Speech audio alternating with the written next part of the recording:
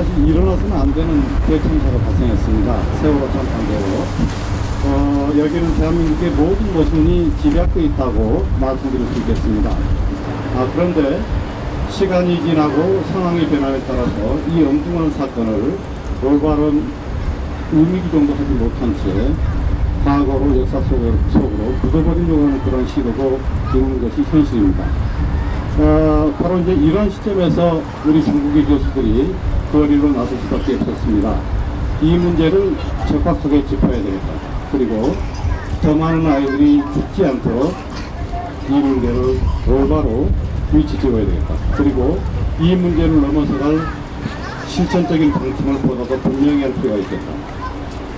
궁극적으로는 인간과 생명의 정체성, 이 부분이 정확하게 탐구될 수 있는 새로운 대한민국을 분명하게 설계할 수 있어야 되겠다.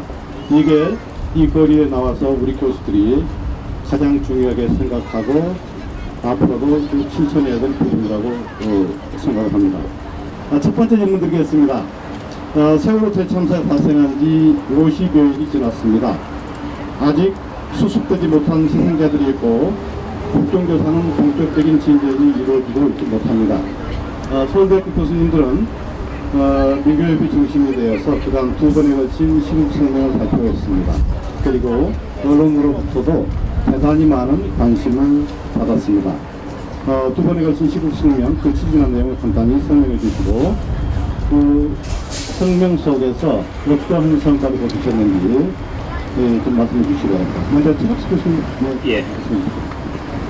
사실 아마 우리 내부 인터넷망에서 그 시국 선언 하자고 제안한 게 아마 조국 선생이 제일 먼저 아마 제안하시지 않았나 생각드는데, 그 당시에 예컨대 연세대학 교수님들이 이미 시국 선언을 했던 걸로 기억이 납니다. 근데 이제 그게 내용이 뭐 잘못된 내용은 물론 아닙니다. 우리 모두의 잘못이고, 우리 모두 반성하고, 이제 가톨릭에서 좋아하는 메아culpa 하는 이제 내 탓이요 우리 탓이요 하는 얘기였는데 뭐 틀린 말씀은 아니라고 생각은 했습니다만은, 어떤 사건이 벌어지면 그 당시에 정부가 결국은 최종적인 책임을 지는 것이고, 따라서 책임 소재를 좀 명확히 할 필요가 있었다는 생각을 했고, 그래서 여러분들이 이제 일종의 집단지성의 과정을 통해서 성명서를 만들었는데요.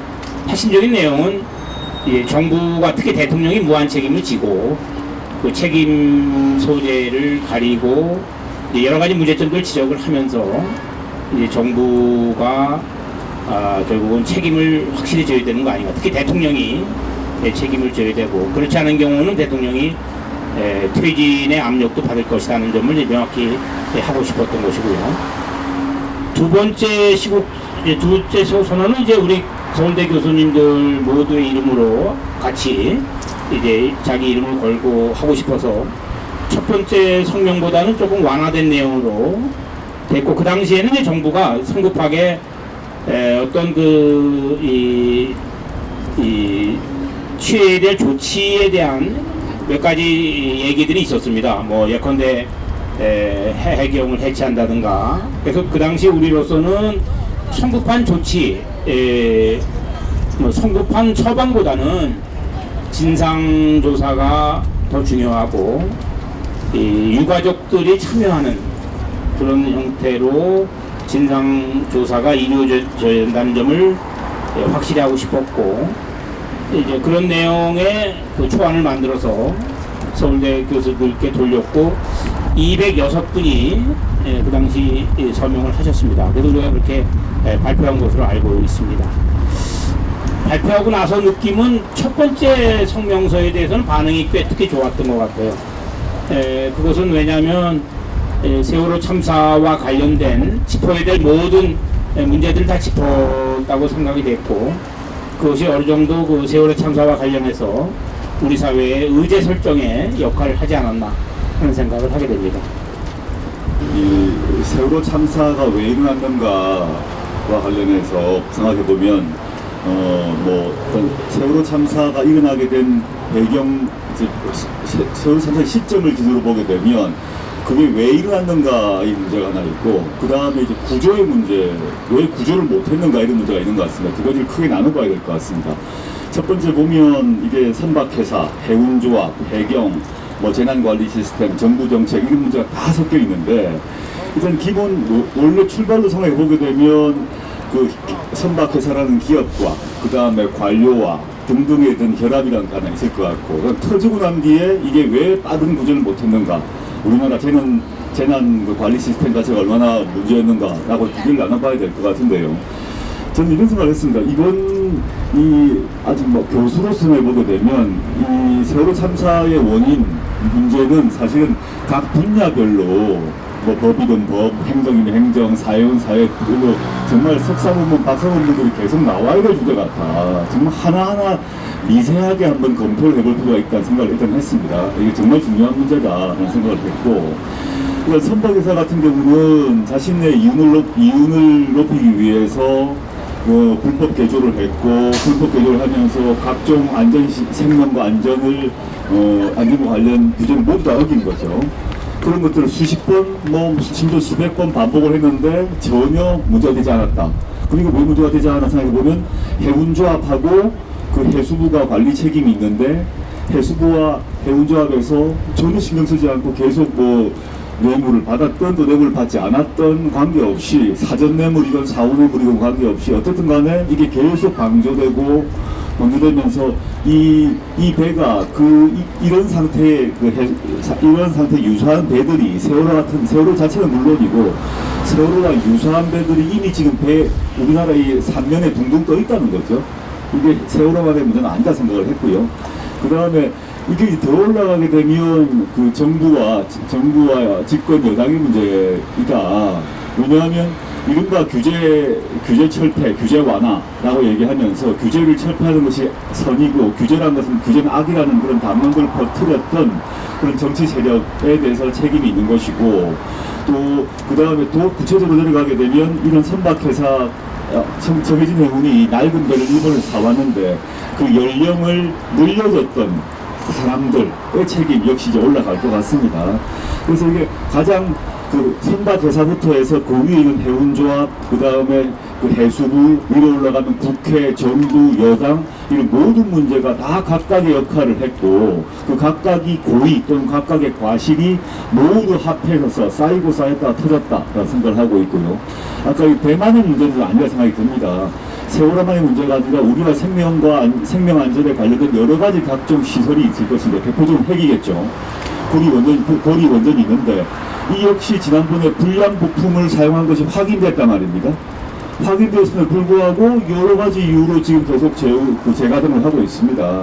저는 이런 각 분야의 세월호가 지금 있는 것이고, 그 점에서 대한민국 국민들은 일종의 이런 각종의 세월호라는 시한폭탄을 각각 머리에 안고 있다. 가장 큰 것은 저는 원전에 있다라고 생각하고 있고, 그 다음에 왜 이제 이게 그러면 구조를 빨리 못했는가의 문제로 가게 되면, 그 시점에 당장 해경과 언딘과의 관계, 그 다음에 해경, 언딘, 그 다음에 군인, 해군과의 관계가 왜 이렇게 엉망진창이 됐는가의 문제가 있고, 또 올라가게 되면 현재 박근혜 정부도 얘기했습니다만 청와대에 컨트롤타워가 없다고 했거든요. 그럼 컨트롤타워를 해체한 사람은 왜 해체했던가, 이런 문제까지 이어져야 되는 게 아닌가. 그래서 아주 매우 큰 문제이다. 종합적인 문제이고, 이것들 어떻게 분석할 것인가는 이번 걸 계기로 각 분야 사람들이 다 하나하나 전공별로 잡아서 깊은 분석을 해야 한다 생각하고 있습니다.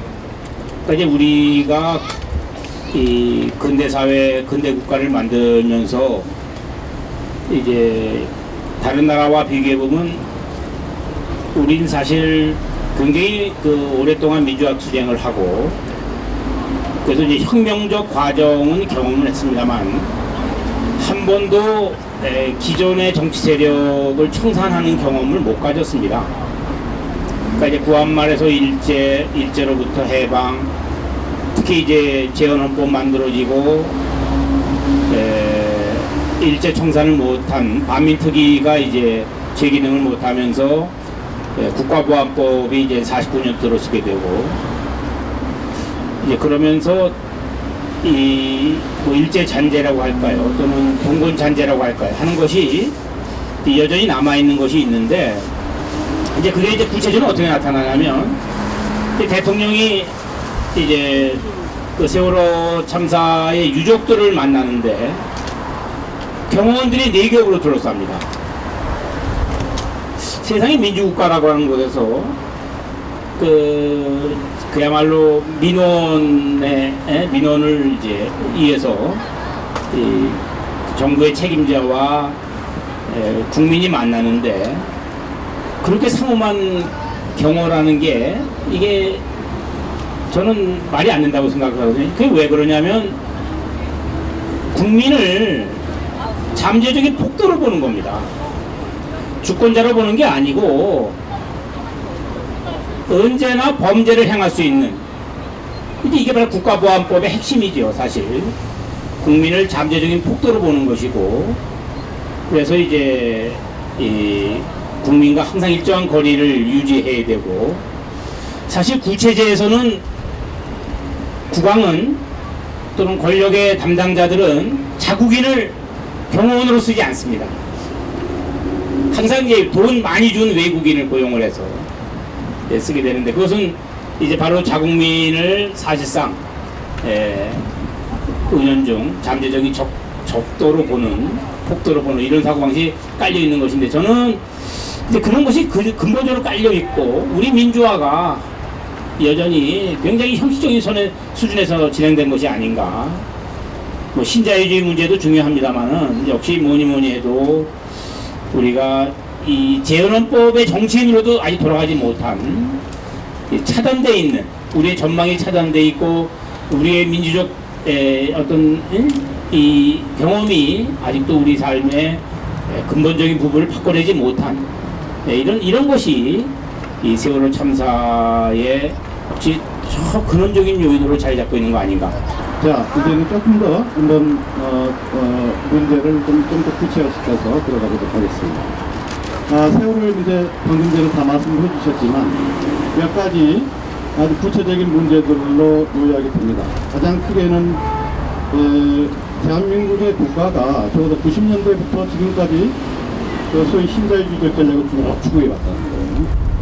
두 번째는 그 위에서 다름 아니라 자본 형태, 지나치게 많은 이윤축의 자유, 공간이 주어졌다. 그래서 자본의 탐욕은 일방적으로 키워졌다. 그리고 세 번째로 그 탐욕에 어느덧 공공성을 추구해야 되는 관료들, 공무원들이 담합해버리고 타락하게 되었다. 그래서 공무원들이 이제는 국가의 공복으로서 자기 기능을 수행하지 못하게 되었다. 그리고 거기에서 더 나아가서 보면은 이 규제 완화라든지 이런 시스템들이 단지 정부에만 머무르는 것이 아니라 사회 일반에까지 전반적으로 광범위하게 퍼지게 됩니다. 근데 그럼에 따라서 그 사회 속에서 살아가는 사람들도 알게 모르게 책임을 안 져도 되는 것 같다. 소위 그 도덕적 해이 문제, 모럴 해이 문제가 발생합니다. 그래서 국가적인 전략에서부터 시작해서 일반 시민의 삶에 이르기까지 굉장히 다층적인 문제들을 연쇄적으로 좀 발생을 시켰고, 바로 이제 이런 부분들이 이번에 세월호 문제에 있었고 진짜 전면적으로 폭발적으로 드러난 것이 아닌가 하는 그런 생각을 해볼 수 있습니다. 결과적으로는 뭐냐? 이 결과는 대한민국이 인간 생명을 경시하는 사회 시스템으로 바꿔버렸다. 사람을 본질로서 대접하는 사회가 아니라 사람을 대단히 일방적으로 수단으로만 보게 되는 그런 사회로 변질되고 있다. 이런 문제들이 있는 것 같습니다. 그래서 이런 다차원적인 문제가 있는데 그 중에서 선생님들마다 가장 중요하다고 판단하는 부분들이 조금 다를 것 같아요. 일단 두 분의 지식인분께서 이 문제에 대해서 어떻게 판단하시는지요? 좀 간단하게 좀 말씀해 주실 수 있겠습니까? 네, 조국 교수님부터.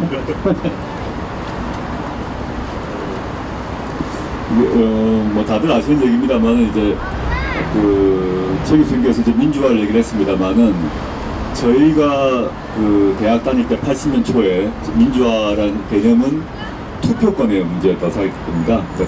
대표자를 스스로 뽑을 수 없는 세상이었기 때문에 대통령을 스스로 뽑을 수 없고 국회의원을 스스로 뽑을 수 없고 지방자치는 존재하지 않고 심지어 이제 학교 다니러 가게 되면 반장과 회장도 학생들이 뽑지 못하고 선생님이 임명하는 이런 세상에 살다 보니까 그 당시는 이제 민주화, 그럼 정치적 민주화, 좀 더 세밀하게 얘기하면 대표자를 뽑는다 정도로 국한되어 있었던 것 같습니다. 그래서 87년 6월 항쟁을 통해서 투표권을 쟁취를 했습니다. 투표권을 쟁취를 했는데 그 뒤에 이어서 지금 우리가 이제서야 얘기하고 있는 작년 대선 시기에 이제 비로소 시대 정신으로 자리 잡은 경제적 민주화라는 것들이 이어졌어야 됐음에도 불구하고 87년 정치적 민주화, 특히 그 중에서도 투표권은 쟁취되면서 우리가 민주화는 이전 대충 이 정도는 됐다라는 생각들을 당시에 민주화 운동가와 보통의 시민들 모두가 그 정도에 머물렀던 것이 아닌가. 이것들이 이제 하나의 그 먼 원인, 그 원인으로 이제 작동하고 있다고 생각하고요. 전 이걸 이제 변화가 시작되었는데 지난 대선 시기에 그게 뭐 여든 야든 뭐 문재인 후보든 박근혜 후보든 간에 여하튼 적어도 선거 시기에 있어서는 경제민주화를 동의를 했으니까요. 그래서 경제민주화를 시대 정신으로 자리 잡는 잡자마자 바로 이 사태가 터졌다라는 생각을 하면서 이게 정말 늦었구나. 경제민주화를 시대 정신으로 자리 잡는 것이 훨씬 늦었고, 이게 특히 IMF가 왔을 때, 그때 IMF가 터졌을 때, 그 전에 사실은 미리 경제민주화를 했어야 됐구나라는 생각을 새삼 해봅니다. 경제민주화를 이루지 못한 상태에서 IMF 위기가 터지니까, 그때 우리는 국가 권력 차원에서 신자유주의를 추구한 사람은 물론이고, 보통의 시민들도 신자유주의를 사실 내면화했다. 왜냐면 잘리니까. 직장에서 잘리고 해고되고 하기 때문에 이 세상에 아까 송 교수님 말씀하셨습니다만 사람이 중심이 아니라 돈이 중심이 되는 세상, 이럴 수밖에 없는 거다. 세상이란 게 원래 그런 거다라고 하면서 자포자기해 나가는 과정들이 97년 외환위기 이후부터 오랫동안 되어 온 것 같습니다. 그래서 이런 것들이 작동한 것은 가장 안타깝다 생각을 하고요. 지금 시점에서 저는 이제 모두가 지금은 이제 돈과 이윤이 아니라 생명과 안전이 중시가 된다 점을 결국 동의하게 되었습니다. 이건 결국 뭔가 하면 우리 사회가 지금 자본주의 사회에 살고 있기 때문에 자본주의 사회를 자본을 어떻게 통제할 것인가 문제로 지켜질 수밖에 없는 문제다. 청해진 해운 특정 한 명의 특이한 종교 집단이나 관련이 있는 그런 기업의 문제가 아니라 아까 제가 말씀드렸듯이 각 분야에 우리가 자본주의 사회에서 기업을 운영하는 모든 사람, 거의 다수의 기업과 그와 유착되어 있는 국가 권력이 있다고 생각한다면 이 자본을 어떻게 통제할 것인가의 문제를 가야 된다. 이런 생각을 하게 됩니다. 네, 고맙습니다. 예, 제가 좀 약간 엉뚱한 얘기를 좀 해보겠습니다. 이 역사학을 저는 하는데요. 이제 뭐 여러분 아시겠습니다만은 우리나 일본이나 중국 이제 이 한자 문화권 전 세계 문명 가운데 위대한 문명이 하나입니다만은 아마 위대한 노 문명으로서는 가장 위대한 문명이라고 얘기할 수 있습니다. 그러나 이제 우리가 스스로 근대 세계를 못 만들었죠. 우리에겐 불행하게도 이제 근대 사회를 유럽이 이른바 서양이 만들어냈는데, 서양이 만들어낸 그 근대 사회의 핵심은 그겁니다. 모든 사람을 자유롭게 하면서 이제 그들을 모두를 노동하지 않을 수 없게 만든 사회입니다. 이게 가장 높은 생산력을 이제 빚어낸 것이거든요. 그러니까 자유로운 임금 노동의 창출. 이게 이제 서양이 만들어낸 핵심적인 물건입니다. 되게 추상적인 걸로 들리겠습니다만은 이겁니다. 자신의 신체는 자신의 것임에도 불구하고 자신의 노동과 자신의 시간은 남과 계약을 통해서 팔 수 있게 되는 것입니다. 기가 막힌 것이죠. 자기는 언제나 자신의 주인인데, 이게 이제 근대적 주체입니다.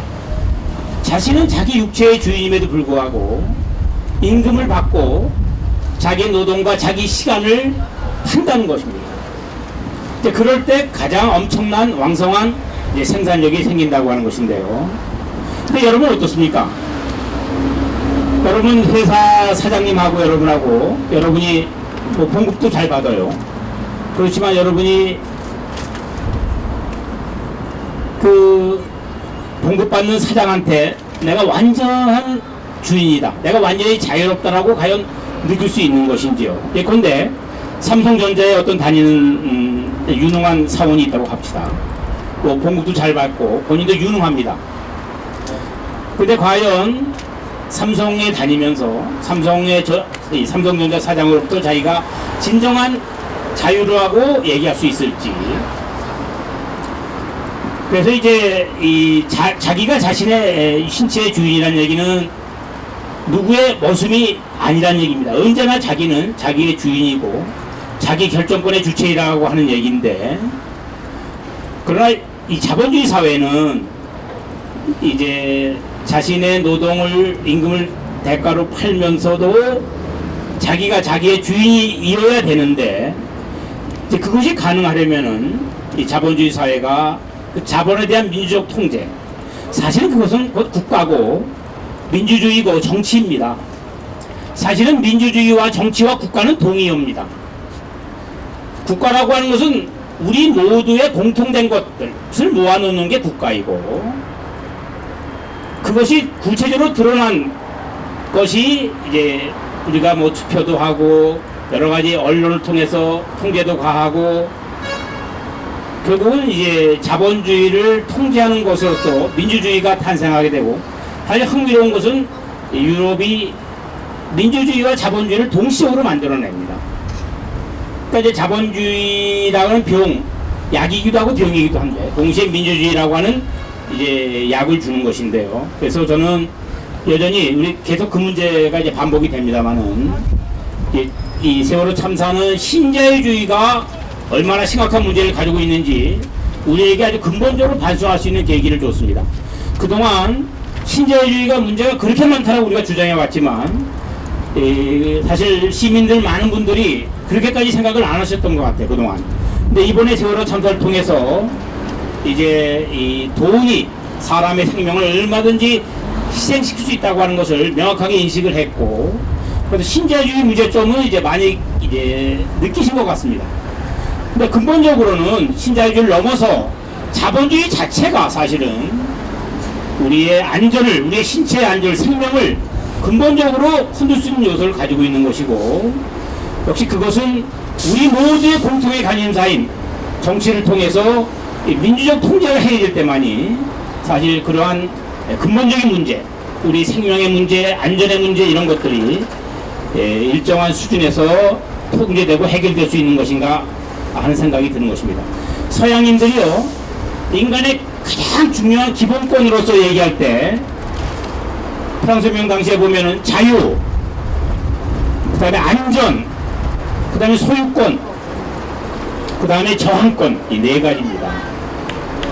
안전이 들어간다는 사실을 염두에 두셔야 됩니다. 안전이 처음부터 끝까지 안전. 사실은 국가든 정부든 바로 내 생명을 지키기 위해서 있는 것입니다. 내 생명. 그 생명을 지키는 연장으로서 자유가 있는 것이고 소유권이 있는 것이고 저항권이 있는 것이라고 생각이 되는 것입니다. 마지막 추가하자면 이제 아까 이제 정치 문제 말씀하셨습니다만은, 그리고 아까 그 최수께서 재헌헌법 얘기를 했는데요. 우리는 지금 재헌헌법의 정신으로 돌아가지 못하고 있다는 생각을 다시 해보는데, 우리 김종석 교수님도 전공으로 하십니다만은, 재헌헌법만 하더라도 예를 들어서 보게 되면 그 이익균정권이 있었거든요. 이익균정권. 그 회사 내에서 임금을 받는 거 외에 이익이 만들어지면 그거를 균점하는 권리가 헌법적 권리가 보장되어 있었는데, 그게 나중에 다 없어져 버리죠. 그게 이제 저는 이런 문제가 사실 우리가 지금 미래의 문제 이전에 과거 1948년 시점에 우리의 조상들이 선취했던 그런 1948년 헌법 정도로도 지금 못 가고 있다는 생각을 하고요. 그거는 우리 아까 뭐 한자 말씀하셨습니다만은, 이 자본에 대한 통제 문제가 왜 중요한가 하면, 자본은 문자를 한자로 보게 되면 자가 본이 되는 세상의 근본이라는 거죠. 모든 문제의 뿌리가 자라고 얘기하는 건데, 사람 사는 세상이라는 뭐냐면 인이 본이라는 거 아니겠습니까? 자가 본이냐 인이 본이냐, 이 문제를 선택할 시기가 됐고, 우리가 수십 년간 자가 본인 나라를 그 사회 운영 원리를 해왔다. 그 결과는 뭐냐? 인이 본이 아니라 말이 됐던 거죠. 그래서 결국은 생명과 안전이 이렇게 무참하게 다 그 바닷속으로 빠져버리는 사태가 벌어졌던 것이고, 즉 인이 다시 본이 되고 자가 다시 말이 되려고 한다면 그 인이 자를 통제하는 그런 세상, 그게 이제 인이 자를 통제하려면 국가와 정치가 바로 돼야 된다, 이런 생각을 합니다. 그렇지 않게 되면 사실은 지금 이제 우리가 회사, 회사라고 하는 기업, 자본 이 영역 안에서는 민주주의와 관철주의가 사실상 불가능합니다. 삼성이나 현대가 있는데 그게 아무리 이제 뭐 똑똑한 그런 회사원이 하더라도 그 기업 소유자에게 또는 뭐 재벌 2세에게 당신 물러가란 말 절대 못하게 되어 있습니다. 그분이 회사 바깥 영역에서는 자유롭게 토론하고 투표하고 뭐 정치적 자유를 구사하지만 회사 안에서는 말을 못하거든요. 왜? 잘리기 때문이죠. 따라서 그 회사 바깥의 영역에서 정치의 영역에서 그 회사, 기업, 자본을 통제하는 제도와 법이 필요하지 않는가 이런 생각을 해봅니다. 우리 최갑 선생님 지난번 오늘 촛불 집회 때 초청연사로 무대에 올라가셨습니다. 그때 올라가셔서 아주 상크랑한 목소리로 이 시대의 대한민국의 혁명이 필요하다 그 말씀을 주셨습니다. 자, 어떤 혁명이 필요한 거고 그 혁명을 통해서 뭘 하실 겁니까? 예, 그 당시에 제가 무엇보다 강조했던 것은 안으로부터 혁명이라는 표현을 제가 썼습니다. 그 말은 이제 예컨대 이렇게 말씀드리고 예컨대 이제 지금 지난번에 지방선거가 있었는데요. 그 지방선거는 조금 다른 측면이 있습니다. 이제 워낙 이제 뭐 도지사니 이런 데 이제 그 도지사 후보들 놓고 투표하는 부분이기 때문에 이제 꼭 정권적인 차원은 아니겠습니다만 그러나 예컨대 저는 뭐 새누리당도 그렇고 민주당도 그렇고 둘 다 기득권 정당이라고 생각을 합니다. 사실 우리 국민들이 이제 제가 아까 말씀드린 그 안으로부터의 혁명, 바꿔 말하면 자기가 자기 결정권의 주체로 새롭게 태어난 것인데 그렇다면은 새누리당하고 민주당을 찍을 사람은 20% 안 된다고 봅니다. 그 정당들은 자본주의 기득권 세력의 투항한 세력입니다. 그 민주당은 뭐 호남의 새누리당이고요. 뭐 두 개를 똑같이 보는 건 너무 심하다고 볼 수는 있어요. 뭐 새누리당은 한 90%가 엉터리고 뭐 민주당은 한 80%가 엉터리인데 근데 사실은 많은 노인네 분들이 이제 특히 이제 박근혜 대통령을 지지를 하고 있지 않습니까? 그분들 중에 정말 계급적 이익에 의해서 박근혜 대통령을 찍는 분들이 있을 수 있어요. 저는 그거 이해합니다. 잘 사니까. 그럼 그 재산을 지켜주는데 박근혜 정권이 도움이 됩니다. 근데 사실 대부분의 노인네들에게서는요, 박근혜라고 하는 분 복지 공약 지키지 않지 않습니까? 사실 20만 원이라도 보편복지 하셔야 되잖아요. 박 대통령. 그러면은 그 박 대통령을 지원을 하더니 이유가 없습니다. 그분들의 가지고 있는 진짜 이익이 아까 제가 말씀드린 그 안전이 생명이 보장받으려면은 박근혜 대통령 찍어서는 안 될 분들이에요. 대부분이 그런 분들이에요. 저 같은 사람도 안 찍는데 민주당도 안 찍는데 대부분 우리나라 국민들 찍어서 이득될 분들이 아닙니다. 그런데 여전히 찍고 있어. 제가 이제 그 안으로부터 혁명을 말씀드린 건 뭐냐면 진짜 내 이익이 뭔가 우리 국민들이 정말 내 아들이 살아야 될 이 세계 내 손자가 살아야 될 미래에 누가 대통령이 되는가 누가 정권을 잡는 게 도움이 되는가 길게 보셔야죠. 이건 뭐 어렵지 않습니다. 역사의식이라는 건 굉장히 어려운 얘기지만 내 아들이 내 손자가 그때 50년 후에 대한민국이 어떻게 가야 되는가 그렇게 판단하시면은 이게 어떻게 투표를 해야 되겠구나 최소한도 투표를 해도 난 이게 떠오른다고 생각합니다. 그걸 깨달으면 그게 이제 안으로부터 혁명이라고 저는 생각하는 것이고 자기 결정권의 주체로서 다시 태어나는 것이죠. 그러면 저는 많은 문제가 풀려나갈 수 있다고 생각을 하는 것입니다. 예, 고맙습니다.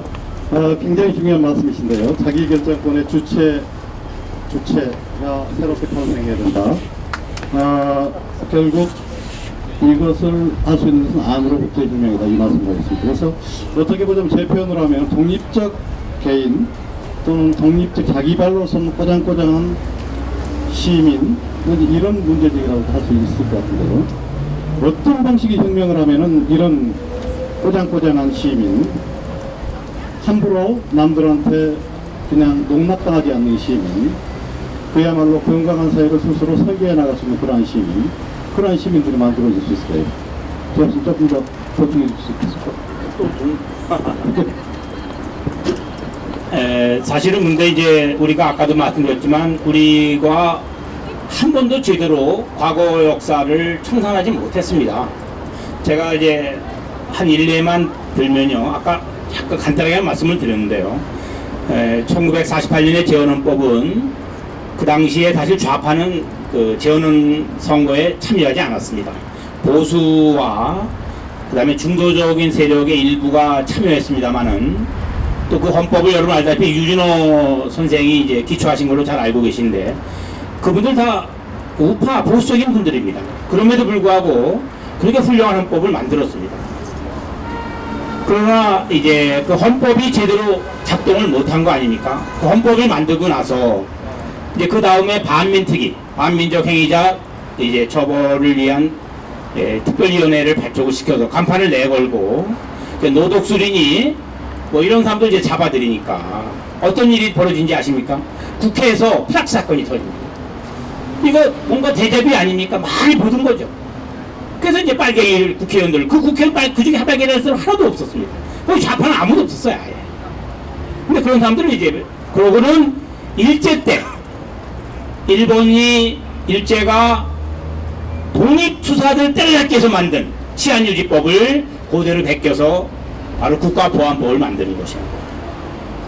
그리고 이제 헌법은 사실상 더 이상 작동하지 않고 1949년부터 이제 그 국가보안법 체제가 들어서는 것이고요.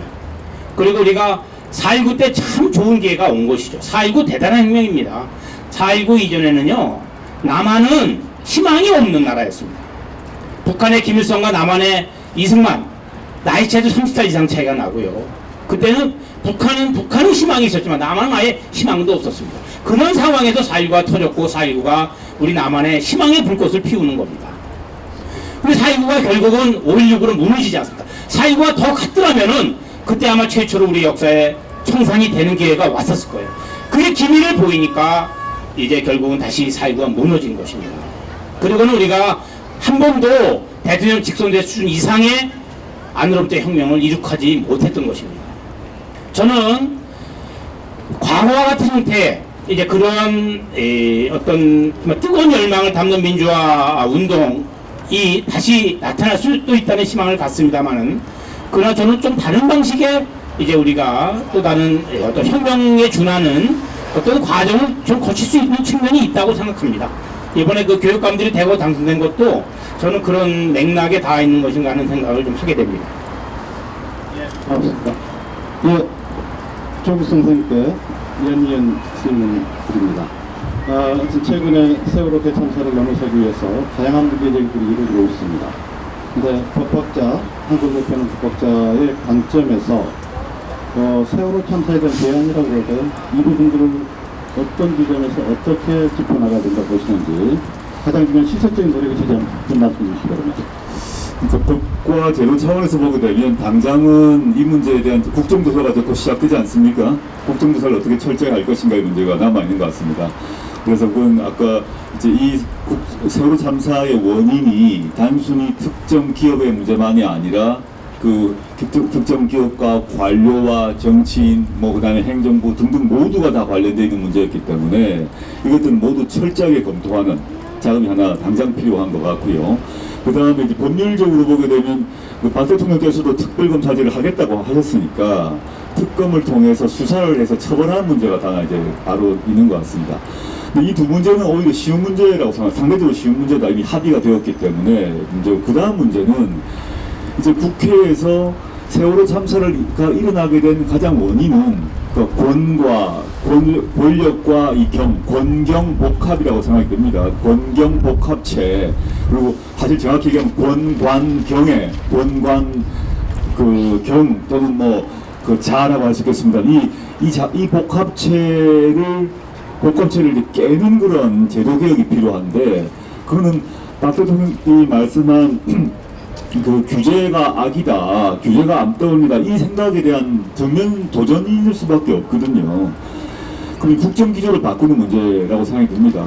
즉 생명과 안전과 관련된 사안에 있어서는 그 이전보다 훨씬 더 규제를 강화해야 된다는 것이고, 규제를 강화한다는 얘기는 자본을, 기업을 통제해야 된다는 얘기 아니겠습니까? 이렇게 특히 생명과 안전과 관련된 각종 기업이든 영업이든 뭐에 관련해든 법을 대폭 강화하는 문제, 규제를 강화하는 법안을 통과하고 그걸 어기게 되면 제재가 강화되는. 그 다음에 이제 이런 법안, 법률, 법과 제도를 만든 문제와 함께 동시에 필요한 거는 그 법과 제도를 만드는 시간이 걸립니다. 일정한 시간이 걸리고 그 다음에 그 시행까지 생각하게 되면 또 시간이 걸리는데 현재의 법령, 법제도 하에서도 지금 아까 말씀 여러 가지 지금 시한폭탄의 그 초침이 돌아가고 있다고 생각하면 그 법제도 개선 작업과 동시에 지금 당장 저는 청와대 차원에서 문제되고 있는 각종 위험시설에 대한 전수조사, 그 다음에 뭐 이런 것들이 당장 들어가야 된다. 법령 이전에 행정명령을 통해서라도 아까 뭐 고리는 대표적인 고리겠습니다만은 작동을 중지한다거나 또는 뭐 가스든 지하철이건 뭐든 간에 국가와 지방자치단체가 모두 동시에 중앙정부와 지방정부가 지금 새롭게 지방정부가 만들어 있습니다만은 이번 기회에 중앙 차원에서 법과 제도가 법률이 바꾸는 문제와 별도로 그와 동시에 중앙정부와 지방정부가 행정적 차원에서 생명안전 대폭 강화 그 점검을 지속적으로 당장 실시하고 그걸 지속적으로 단기 뭐 1년, 1년, 분기는 분기 단위로 점검하고 그것들을 공무원 차원에서는 인사효과에 반영하고 그 다음에 그 여러 가지 방식으로 이것들이 항상적으로 이루어질 수 있는 그런 체제를 빨리 만들어야 된다 생각하고 있습니다. 네, 고맙습니다. 제도교육의 차원 그리고 장사들은 제도교육은 아니라고 할지라도 당장의 위험시설에 대한 좀 철저한 조사가 필요하겠다. 또 거기에 대한 대응 방침이 필요하다. 이 말씀입니다. 네, 제가 조금 더. 예, 제가 하나만 더 보충하겠습니다. 지금 저기 보니까 잊지 않겠습니다라고 되어 있는데요. 네, 사람의 기억은 오래 안 갑니다. 기억 신뢰할 수 없고요. 잊지 않으려면 모든 걸 기록으로 남겨야 됩니다. 이제 우리가 여전히 우리가 주인이 아니라고 하는 것이요. 한국 현대사 하는 분들 사려뒤지로 미국으로 갑니다. 한국 현대사를 하는 분들이 사려가 한국에 없어요. 그건 우리가 지난 50년간 우리나라가 우리의 주인이 아니라는 얘기입니다. 미국이 사실상 한반도의 주인이었다는 얘기입니다. 일제사 당연히 일본으로 가는 거고요. 바꿔 말하면은 이런 거 모든 걸 기록에 남겨야 됩니다. 12.12 사태 여러분 잘 알겠습니다만 기록이 없지 않습니까? 전두환 감옥 가뒀습니다만은 그거 그 당시 합참 의장 공간에 수의 경병이 그 출입하는 차 기록한 거 그거 하나 근거뿐이 없었습니다. 마침 최근에 그래서요 이 세월호 참사와 관련해서 구술 학회에서 지금 모든 걸 다 남기겠다고 합니다. 기록으로 이 영상 요즘 이제 매체가 워낙 좋으니까 그래서 이제 우리가 사실은 우리 스스로의 주인이 되는 방식은 우리나라가 근대적 주체가 돼야 되고 우리가 또 근대적 주체가 될 수 있는 것은 정말 잊지 않아야 되는데 이건 제도적으로 기록을 유지할 수 있는 시스템을 갖춰야 됩니다. 뭐 제가 자꾸 이제 혁명 얘기해서 저거 합니다만은 프랑스 혁명이 터지자마자 제일 먼저 한 것이 우리가 하는 일을 모두가 알게 하리라. 그래서 국회의원 가운데 2명을 문서고 책임자로 임명을 합니다. 이게 혁명의회가 제일 먼저 취한 조치입니다. 저는 마찬가지로 이번에도 국무회의가 우리나라 중요한 회의들은 다 속기록이 작성이 되고 그것이 다 모든 사람이 열람할 수 있게끔 이렇게 만들어져야 합니다. 이것이 되면은 이미 민주주의가 작동하는 겁니다. 이 대통령의 책임 문제가 본격적인 아젠다가 되고 있습니다. 이 대통령의 책임을 논한다면 어떤 차원의 책임일까요? 그리고 그 책임은 어떤 방식으로 져야 될까요? 예, 제가 먼저 좀 말씀드리겠습니다. 예, 이 한간에 이런 얘기가 많습니다. 아니 그게 뭐 박 대통령이 잘못한 일도 아니고 과거부터 있었던 일이고 그래서 적폐 이제 얘기 나온 것이고요. 예, 그렇기 때문에 우리 모두의 책임은 되지만, 응? 하필 이 정권이 저희들 책임이 그렇게 많지 않다 이렇게 이제 생각하는 분들이 있습니다. 제가 이제 과거로 돌아와서 제 전공 얘기를 좀 하겠습니다. 제가 프랑스 혁명사 전공인데요. 프랑스 혁명이 터졌을 때요, 1989년에 그 혁명의 원인을 정확히 잘 몰랐습니다. 분명히 혁명이 터지고 삼부회가 소집이 되고 막 바스티유가 함락이 되고 나중에는 처음에 그런 건 아니고 나중에는 결국은 왕까지 죽이게 되는데요. 그러니까 이제 공화국이 쓰고 이렇게 되는데요. 그렇게 엄청난 사건은 사실은 그 사건의 핵심에 있던 사람들도 정확히 원인을 모릅니다. 우리가 그 당시 사람보다 훨씬 더 잘 압니다. 그럴 때 우리가 이제 1차적 원인이라고 하는 것이 있고요. 그 다음에 구조적 원인 이렇게 구분을 합니다. 그 1차적 원인은 뭐 그 당시 이제 재정 적자 또는 뭐 루이 16세의 실정 뭐 그 당시 정치 계급의 뭐 무능력 이런 것들을 이제 지적할 수 있습니다. 이제 그것에 대해서는 우리가 두 가지 책임을 묻습니다. 하나는 사법적 책임을 물을 수 있고요. 또 하나는 이제 정치적 책임을 물을 수가 있습니다. 당사자들은 예컨대 이번에 이제 선장은 당연히 사법적 책임을 져야죠. 대통령이 엄벌에 처하라고 얘기할 필요도 없습니다. 그것은 그냥 재판에 넘겨서 사법적 책임을 물으면 됩니다. 또 거기에 감독해야 될 뭐 해수부 사람의 해경 사람들 잘못이 있으면 그거는 이제 사법적 절차를 거쳐서 책임을 물으면 되는 겁니다.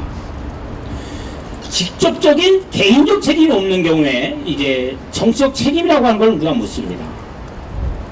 루이 16세는요, 결국은 구체제에 대한 모든 책임을 지고 결국은 단두대서 죽었습니다. 본인이 다 잘못한 거 아닙니다. 그의 루이 14세, 그의 증조 할아버지입니다만, 아니 고조 할아버지죠. 그때부터 잘못된 것들이죠. 적폐가 계속 쌓여왔는데 루이 14세 묘를 드러내서 북한 참시하지 않았습니다. 루이 16세를 처형하는 것으로 절대 군주제를 청산한 겁니다. 바꿔 말하면 그 당시에 현 담당자가 무한 책임을 지는 겁니다.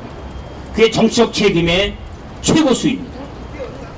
그러면 이제 우리 문제로 돌아와 보면은 세월호의 침몰과 관련된 것들은 비교적 추적하기가 쉽습니다.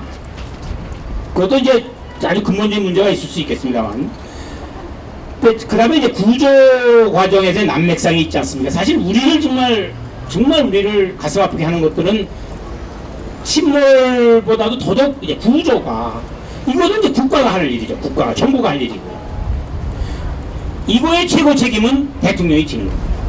설사 과거에 저질러진 잘못이라도 현 담당자가 지는 겁니다. 왜?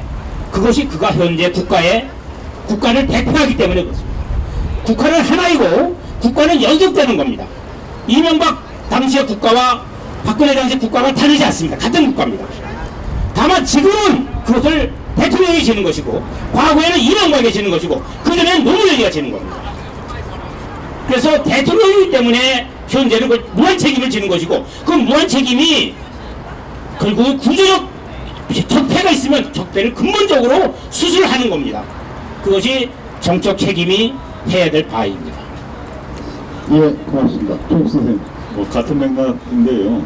이 일이 참사가 일어나고 난 뒤에 박근혜 대통령께서 이제 적폐라는 표현을 썼습니다. 저는 이렇게 생각하고 있습니다. 박근혜 대통령 및 박근혜 대통령의 뭐 이른바 종박이라고 불리는 사람이든 또 새누리당이든 박근혜 포함해서 어떤 박근혜 대통령 자신이 그 적폐의 일부였다는 것입니다. 자기와 관계없는 일이 아니라 그건 단순히 뭐 이제 추상적으로 또 비유하기 위해서가 아니라 실제 이런 규제 완화 정책, 생명과 안전 관련해서 규제를 풀었던 사람들이 누구냐? 박근혜 대통령을 포함한 박근혜 대통령을 지지했던 정치 세력, 자신이 속한 그 정당, 자신이 투표하고 지지했던 자기들이란 거죠. 그 점에 있어서 명백한 정치적 책임이 있다. 박근혜 대통령은 이 문제는 과거에 일어났던 일이다 라고 말할 수 없다는 것이다. 이 각종 규제 완화 정책의 책임을 누가 졌던가? 그건 이번에 박근혜 대통령이 이번에서 이제 최근에 뭐 규제가 암덩어리가 했다는 것 외에 지난 한나라당 시절에 이명박 후보와 경쟁을 벌이면서 당시 박근혜 후보가 주장했던 각종 정책 역시 철두철미한 신자유주의 정책이고 규제 완화 정책이었던 거죠. 그래서 그것의 강도와 범위가 약간 차이가 있었던 것이지, 현재 지금 세월호 참사를 일으키게 됐던 근본적인 생명과 안전이 아니라 돈과 이윤을 우선시하는 각종 정책의 담당자였고 주도자였다는 것입니다. 박 대통령 자신이. 그러면서 저는 다시 한번 그분이 바로 적폐의 일부였고, 따라서 정치적 책임을 지는 건 당연한 것이고, 그 점을 이번 선거에서 유권자들이 이미 알고 있다 생각하고 있습니다. 그 다음에 두 번째는 참사가 일어나고 난 뒤의 구조의 문제는 누가 뭐라 그래도 박근혜 대통령 자신의 책임인 것입니다. 지금 일어나고 있는, 지금 구조를 못하고 있는데, 지금 배가 완전 침몰하지 않고 있었던 그 첫날, 왜 그 첫날에 그 후에 한참 뒤에 총동원되었던 국가 자원, 예를 들어서 해경, 해수부, 해군, 민간인 모든 동원령이 왜 그 하루에 총동원되지 않았던가에 대한 책임을 져야 됩니다. 그 뒤로 다 갔거든요. 그날은 배가 아침 8시 반인가요? 그때 소식이 나고 완전히 가라앉기 전까지 하루 동안에 대통령의 지시 정확히 보고를 받았는가, 이 사태를 정확히 보고받았다면 어떠한 지시를 하였는가가 확인되어야 한다 생각이 듭니다.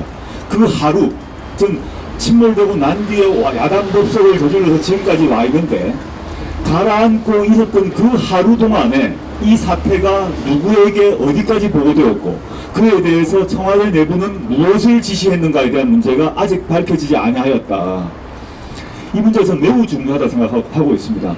저는 이번에 밝혀질지, 이번 정부가 끝나고 난 뒤에 대통령 기록물에 밝혀질지, 또는 지난번 이명박 대통령 시기처럼 그 기록 자체가 없어질지는 모르겠으나, 저는 이 사태를 보고를 안 할 수가 없다고 생각합니다.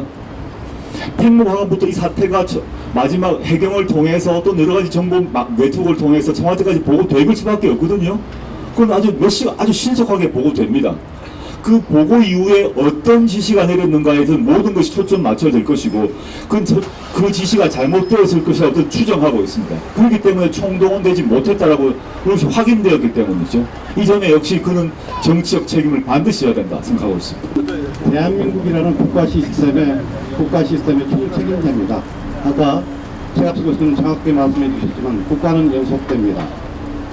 서로 이 정부에서 한 일이 아니라고 하시더라도 그 구조적인 국가의 폭력에 의해서 피해를 입었다고 한다면은 반드시 그 구조적인 폭력에 대해서 현재의 대통령이 그 당사자가 아니라도 철두철미하게 책임지고 반성하고 거기에 대해서 성찰하는 입장에 설 수밖에 없습니다. 그러나 이번에 적폐라는 말을 쓴 것은 대단히 용어법을 잘못 선택했다고 봅니다. 적폐란 옛날 사람들한테 잘못을 돌리려는 박근혜 대통령의 또 다른 유치화법입니다. 유치이태라법입니다. 자기가 책임이 없다는 겁니다. 그러나 아까 우리 조 교수님 정확하게 말씀해 주셨습니다. 왜 책임이 없습니까? 본인이 주재하나의 하신이고 주재를 악으로 밀어붙이고 모든 부분들을 자본 중심으로 편제하려고 했던 책임적인 사람입니다. 그런 의미에 있어서 이 국가 통치 시스템의 책임자, 가장 정확하게 책임을 져야 되는 위치에 있다고 봅니다. 그 책임의 구체적인 형태는 본인이 조금 더 고민을 해야 될 내용이라고 보고 있습니다. 예, 시간이 그렇게 많지 않으니까 조금 더 달려가도록 하겠습니다. 정치 책임의 문제하고 관련해서요, 이 자리에 앉아있다 보면은 문제제기가 많습니다. 왜 박근혜 대통령만 가지고 그렇게 하느냐? 도대체 규정하나 신자유주의는 박근혜 대통령이 시작했느냐? 바로 이 문제에 있습니다. 역사적으로 이 문제에 거슬러 갈 필요가 있습니다. 박근혜 대통령 국가 정치 시스템의 책임자니까 궁극적으로 자기 책임져야 됩니다. 그러나 이 이전의 역사 과정과 결부되어 있는 현재 정치 세력이 있습니다. 김대중 정부, 노무현 정부, 소위 신자유주의 정책과 관련해서 얘기를 하면 절대 자유스러울 수가 없습니다.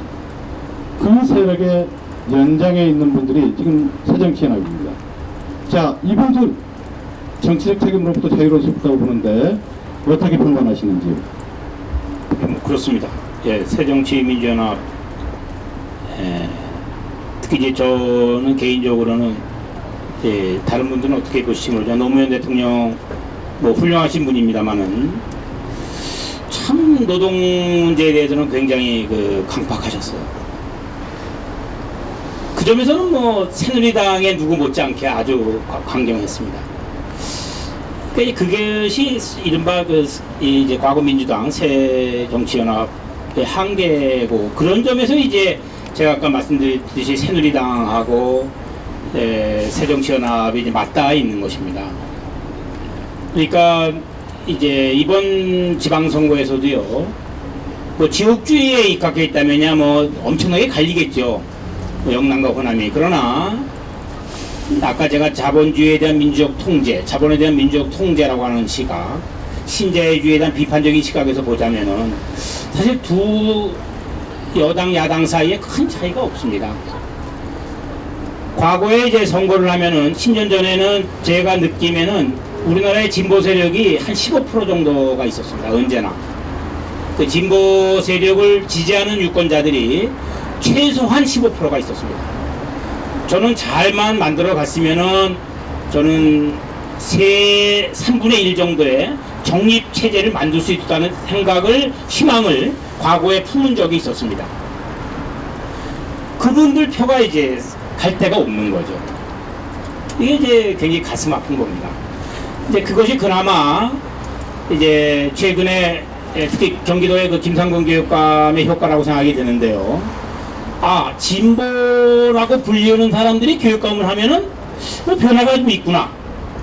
이거를 이제 국민들이 아시는 겁니다. 그래서 그 진보라고 하는 별명이 가진 분들이 후보로 나왔을 때 과거보다는 훨씬 더 많이 지원을 해줘서 이번에 많이 당선이 됐는데, 저는 그런 점에서 보면 우리 사회에 이 신자유주의에 대한 비판이라고 하는 것이 저는 일정하게 깔려 있다고 생각은 듭니다. 근데 그것을 이제 정치 세력에서 받아낼 수 있는, 정책 차원에서 받아낼 수 있는 세력이 지금 오히려 10년 전에 비하면 훨씬 아주 험악한 지역이 와 있는 것인데요.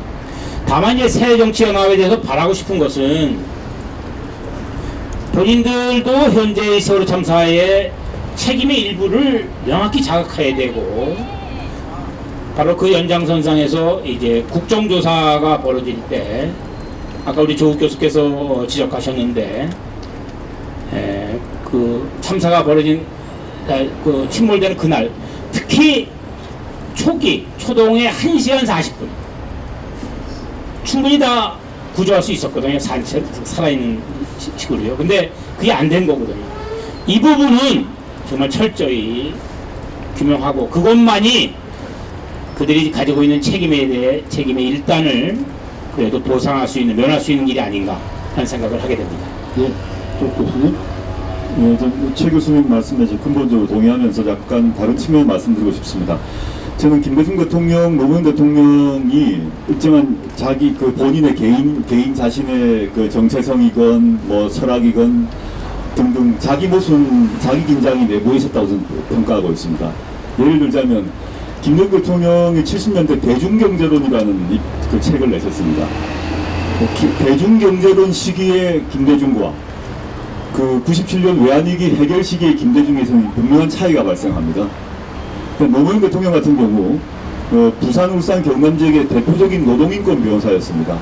삼자개인 문제를 하다가 심지어 그 선동을 한다는 이유로 구속까지 됐던 사람이었습니다. 철두철미하게 노동인권 파업 현장에 항상 있었던 사람입니다.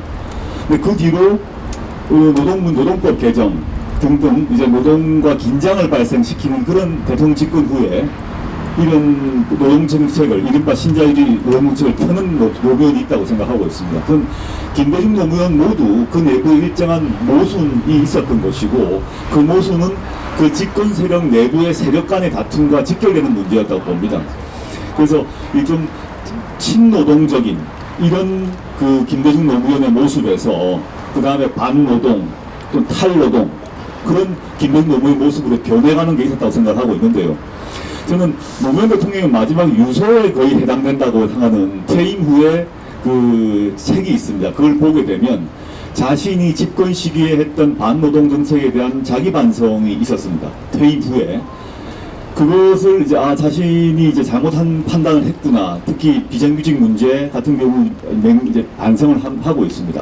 전 다행히도 그런 것들이 지난 대통령 시기에, 선거 시기에 그 민주당의 정강 정책들이 상당히 친노동적이 되고 또 경제 민주화를 채택하게 된 그런 계기가 아니었나라고 생각하고 있고 높이 그 점에 있어서 이제 평가한다는 것입니다.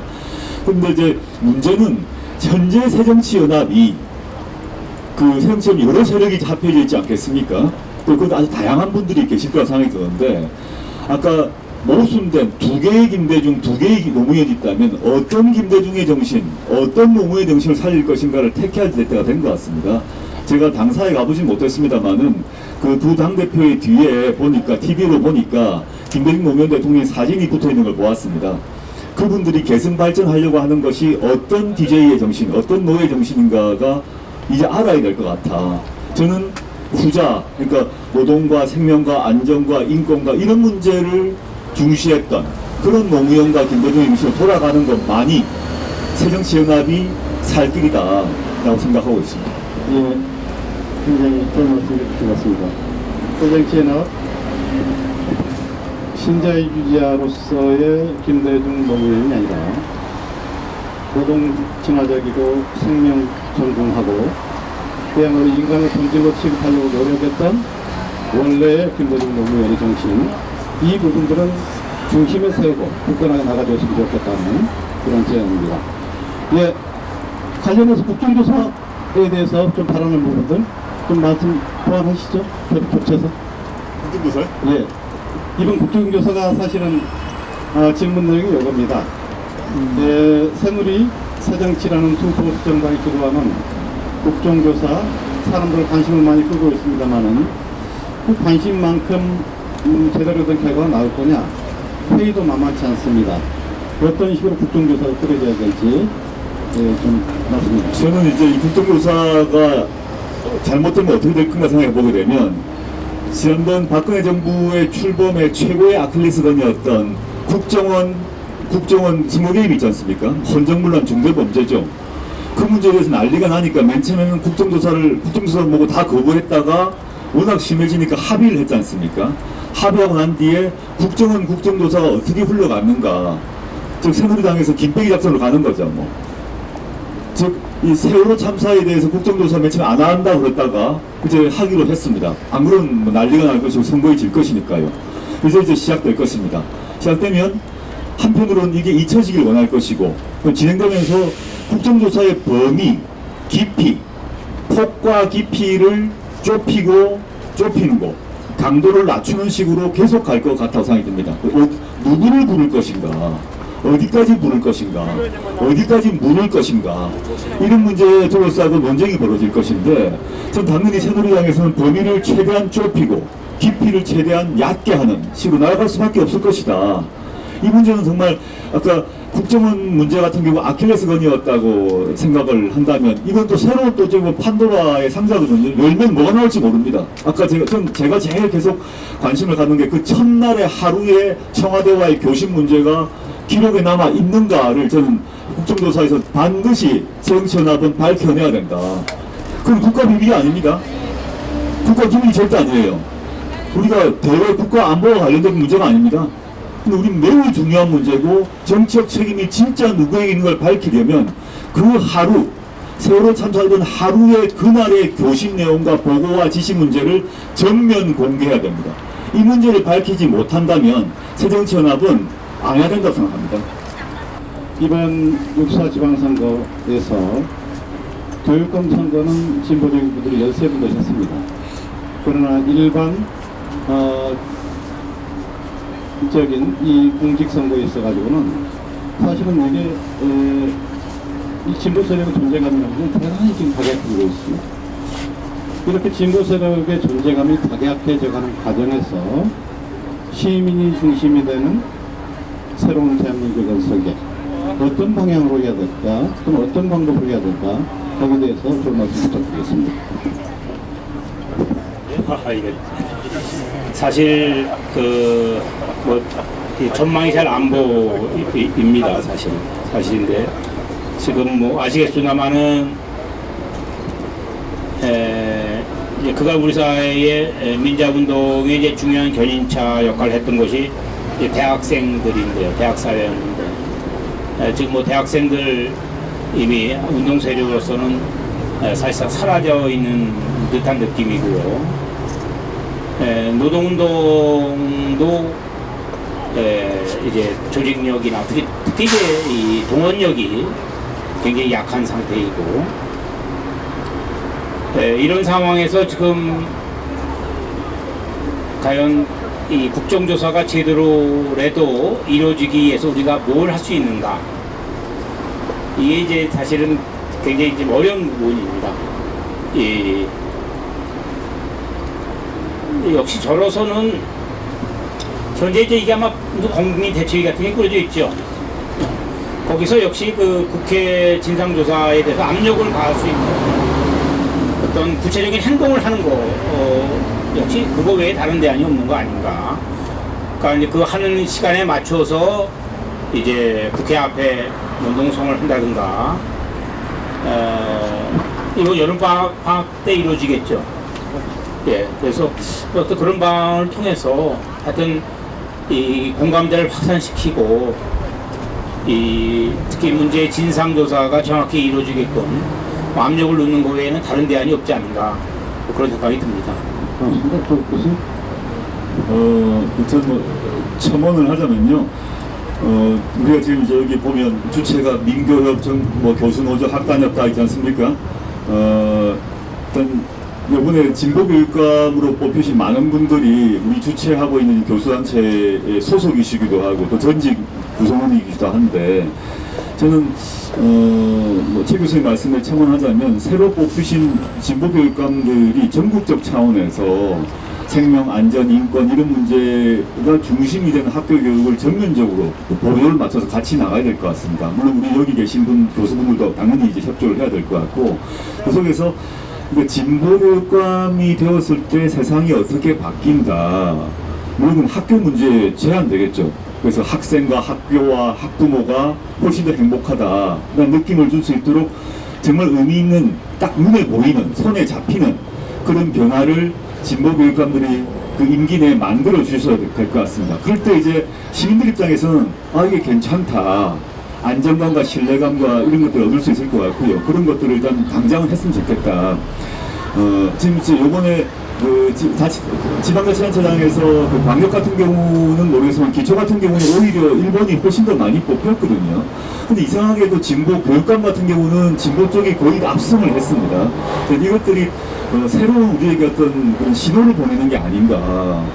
우리 진보가 되살아날 수 있는 어떤 기반을 만들어줬다. 시민들이 아이들의 교육, 학교, 교실, 여기서부터 새로 출발하라. 길게 보고 우리의 자식 세대, 조카 세대, 다음 세대에 대한 교육을 제대로 하게 되면 미래가 온다.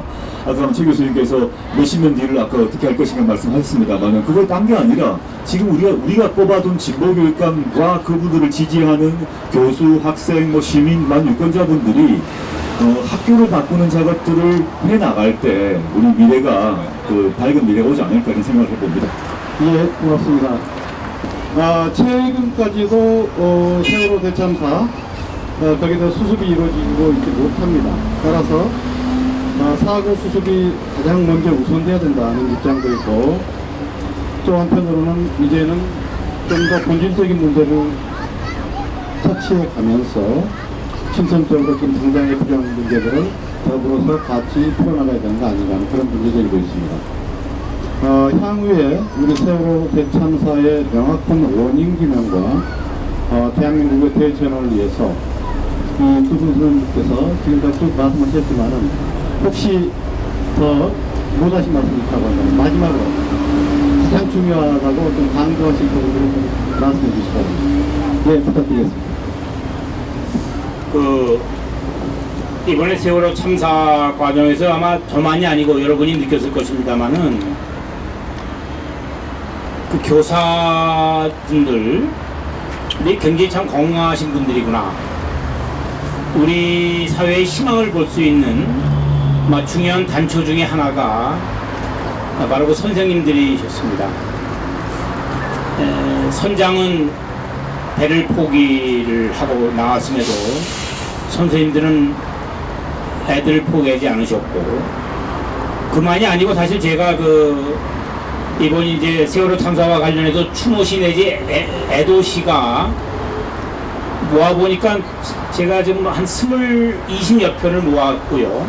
그 위에도 나온 거 보니까 한 30여 편 나왔습니다. 그 언론에 나온 것만 해도. 그 가운데도 가장 잘 쓴 시도 저기 고성중학에 계신 분인데 권혁서라고 하는 분인데 제가 놀랐습니다. 이런 분들이 교단에 계시고 그래서 우리 사회가 그래도 이런 정도 유지될 수 있는 토대가 있는 거 아닌가. 저는 사실은 뭐 이렇게 그 엄청난 비극적 사태를 경험하면서도 희망을 물론 가지고 있습니다만은 왠지 모르게 대학은 점점 작아지는 것 같다는 느낌을 많이 받습니다. 대학은 전문성이라는 이름으로 이 한국 사회에 대한 고민이 많이 약해지고 있고 국제적 경쟁력이라는 이름하에 우리 사회에 대한 책임을 대학은 점점 방기하고 있는 것이 현실입니다. 그래서 저는 역시 근본적으로는 뭐 초중등 교육만이 아니고 대학 교육 굉장히 중요하고 대학이 굉장히 중요합니다. 그래도 우리 사회가 해방 이후 그 어려운 속에서 절망 속에서 이 정도 만들어낸 것은 뭐 역시 뭐 해도 교육이고요.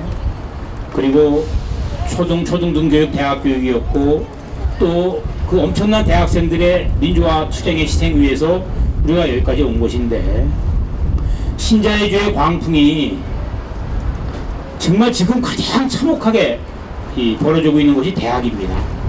여러분들 이제 아시는 대학, 여기 시민들 여러분도 계신데요. 대학은 정말 현실이 아주 절박합니다. 심지어는 이 기초학문 같은 경우에 이 국내에서 이 재생적 학문적 기반이 있을까 하는 이런 두려움도 느끼게 되고요. 그래서 아마 이 사회에서 느끼는 대학과 대학 안에서 느끼는 것이 이제 매우 다른데요.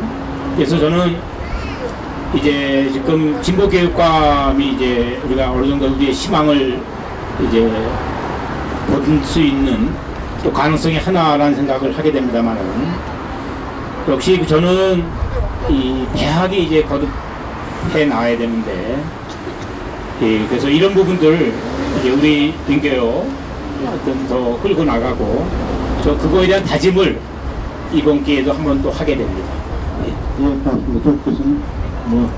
이미 다 말씀드렸습니다만 저는 이번 세월호 참사가 왜 일어났는가는 우리나라의 그 자본과 권력과 행정부가 각이 복합된 진짜 적폐, 박근혜 대통령까지 포함한 그 세력을 포함한 적폐가 쌓여서 터진 건데 그 해결 과정을 보게 되면 실제 통통배를 끌고 온 어부들이 더 많이 건졌다는 거 아니겠습니까? 그리고 자원봉사자가 와서 더 많이 노력을 했던 것이고 그 뒤로 또 선거를 통해서 수많은 주권자들이 심판을 했다고 생각합니다. 그 점에서는 희망이 있다고 생각하고요. 근데 이 힘을 문제는 모아야 될 것 같습니다. 그 시민들의 힘들을 모아나가는 것은 모아서 정치와 법, 정치를 바꾸고 법을 바꾸고 제도를 바꾸는 것이고 그 요체는 사실은 지난 대선 시기에 모두 확인되었던 경제민주화라고 생각하고 있습니다. 경제민주화의 요체는 뭐냐면 자본에 대한 통제거든요. 그거를 일찍 이루지 못했다. 훨씬 전에 이루어졌더라면 이런 일이 좀 안 일어났을 까 생각이 듭니다. 즉 경제민주화, 즉 자본에 대한 민주적 통제라는 것들이 우리의 과제, 제2의 민주화, 정책 민주화에 대한 제2의 민주화의 과제를 이루지 못하고 미루다가 지난 대선 시기에 깨닫자마자 터졌기 때문에 이것들을 다시 하는 제2의 민주화 운동으로 우리가 각계 분야에 계신 분들이 나서야 되지 않을까, 자기의 역할들을 해야 되지 않을까 생각하고 있습니다.